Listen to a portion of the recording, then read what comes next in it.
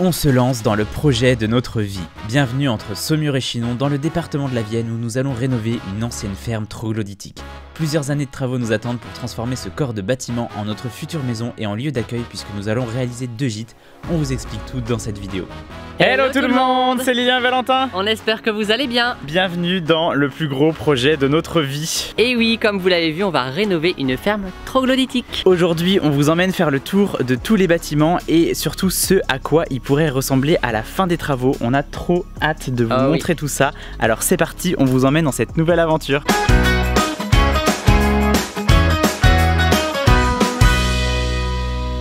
Et voilà, donc on se retrouve à l'entrée de notre parcelle, de notre maison.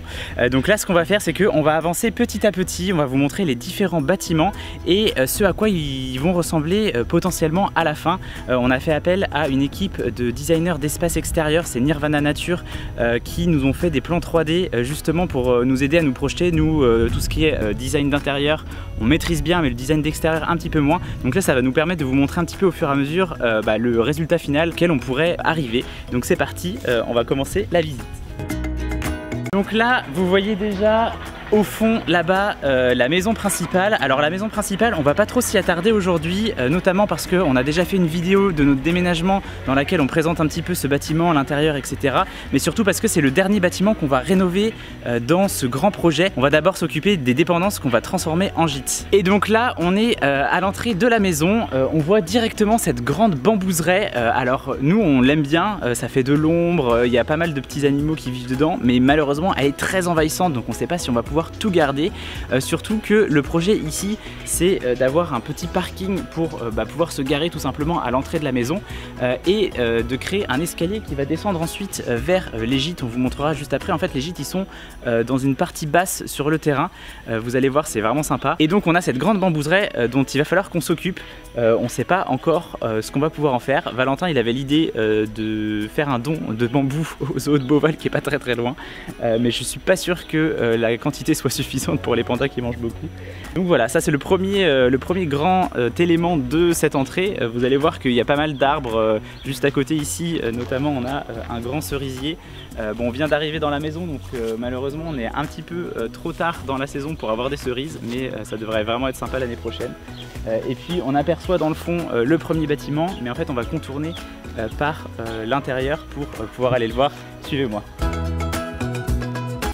Donc ici on a un vieux bâtiment avec une partie préau appentie dont le toit est à moitié effondré, mais qui est plutôt pratique pour déjà stocker tout le matériel qui est destiné à aller à la déchetterie notamment. Ça va être pratique. Bon, on a aussi stocké quelques-uns de nos outils pour pouvoir y accéder rapidement. Et puis juste à côté on a une autre partie de bâtiment dont le toit est complètement effondré, mais dans lequel il y a un four à pain. Donc ça, pareil, c'est peut-être quelque chose qu'on va pouvoir mettre en valeur plus tard. Ce sera pas la grosse priorité, mais il y aura vraiment de quoi faire quelque chose de sympa ici. Et donc de l'autre côté, on a la maison principale ici. On vous invite à aller voir notre précédente vidéo YouTube si vous voulez faire la visite complète de l'intérieur. Et juste à côté, on a un petit escalier qui descend vers la partie des gîtes. Et là, c'est vraiment intéressant. Et voilà l'espace des 2 gîtes qui est en contrebas de la maison. Donc comme vous le voyez, c'est la jungle complète pour le moment. Mais il y a quand même capacité d'en faire quelque chose de très sympa. Donc ici, il y a 2 bâtiments et un 3e sur le fond. Ça sera le gîte Le Séchoir. Alors, vous verrez à l'intérieur, il y a quelque chose qui définit ce nom-là. Et on en fera un gîte de 4-6 personnes. Mais le premier gîte par lequel on va commencer les travaux, c'est celui caché tout au fond là-bas. Hop, je vous laisse me suivre dans les orties. Oula.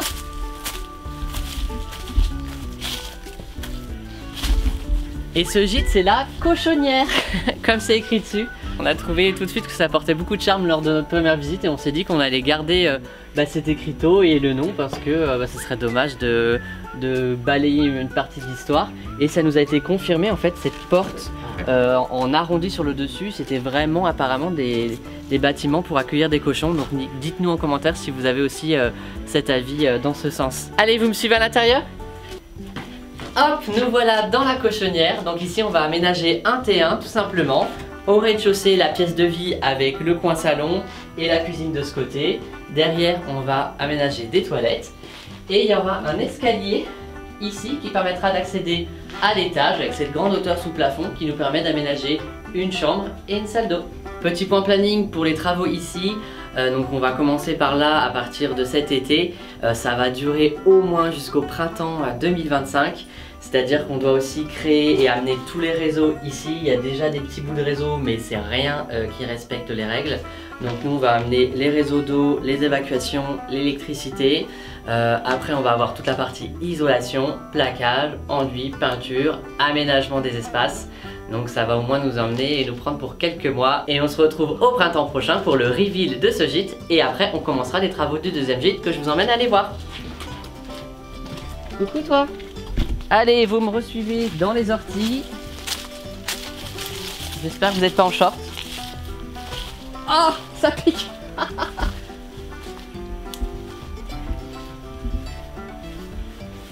Donc là, comme vous le voyez, il y a deux bâtiments qui sont collés, mais en fait ils ne sont pas rejoints à l'intérieur. Il n'y a pas de passage qui permet de passer d'un bâtiment à l'autre depuis l'intérieur.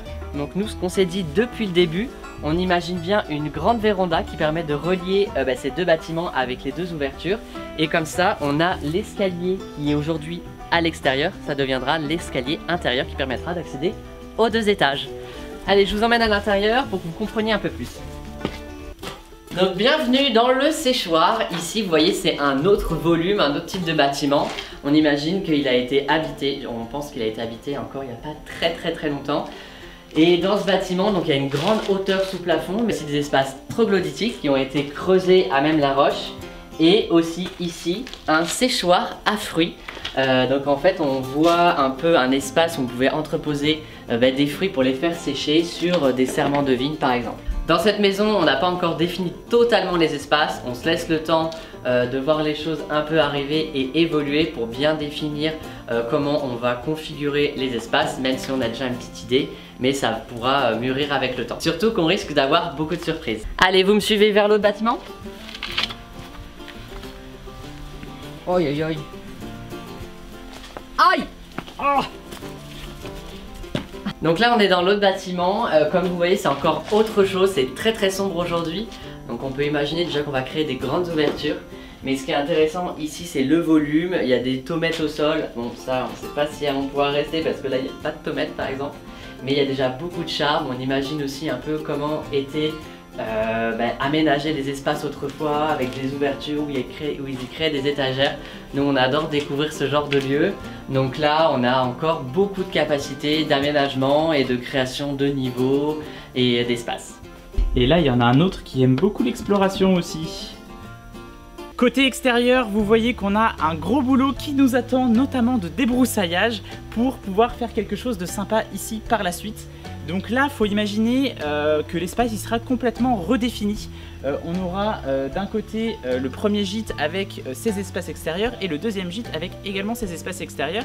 Et pour y accéder, on a eu une petite idée avec les designers d'espace de Nirvana Nature, c'est de créer ici à la place de ce talus un escalier. Enfin, il y aura encore une partie talus, mais il y aura aussi un escalier qui permettra de rejoindre directement depuis l'entrée de la maison les deux bâtiments avec d'abord la cochonnière qui aura sa propre terrasse et surtout nous ce qu'on souhaite vraiment faire ici c'est d'installer des bains nordiques parce que ça permettra d'accueillir du public toute l'année parce que les bains nordiques ils sont chauffés au bois et ça permet d'avoir de l'eau chaude un peu pendant toute l'année. Et donc on veut créer deux terrasses, une par bâtiment avec chacune son bain nordique. Donc on aura d'abord la cochonnière ici avec sa grande terrasse. Bon là on l'imagine pas trop pour l'instant parce que c'est surtout un amas de ronces, mais il faut se dire qu'il y a un mur un petit peu en ruine et donc une fois qu'on aura tout défriché on va pouvoir créer vraiment un espace très sympa ici avec justement le bain nordique qui viendra relever un petit peu tout ça.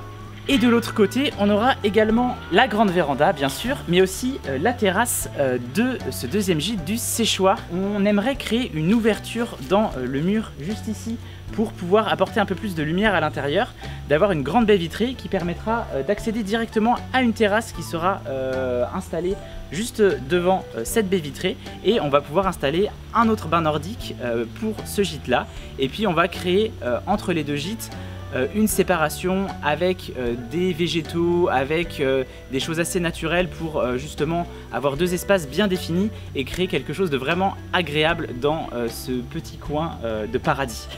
Mais ce qui est surtout assez exceptionnel dans ce lieu, c'est que tout au fond du jardin, on a plusieurs troglodytes. Donc c'est des caves qui ont été creusées dans la roche pour extraire la pierre et construire les bâtiments. Et aujourd'hui, ça nous laisse des espaces vraiment extraordinaires où on peut imaginer plein de choses. Et donc je vous emmène les voir.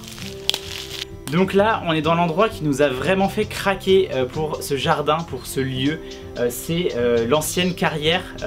On voit encore les traces d'arches qui étaient utilisées pour renforcer la roche.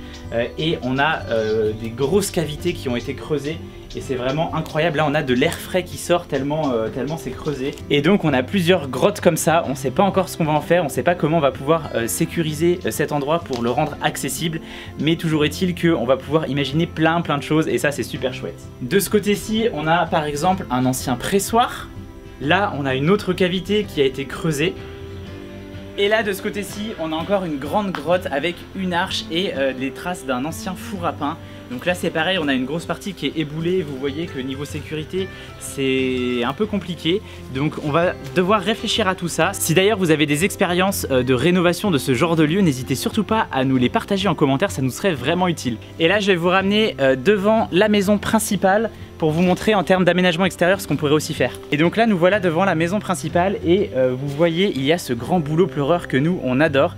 Et une fois que cette maison sera devenue notre maison, on pourra imaginer ici créer par exemple une petite terrasse en îlot pour pouvoir se poser avec une cuisine d'été et ce serait vraiment très sympa.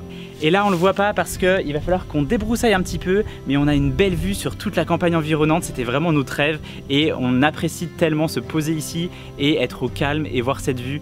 Franchement, c'est du bonheur.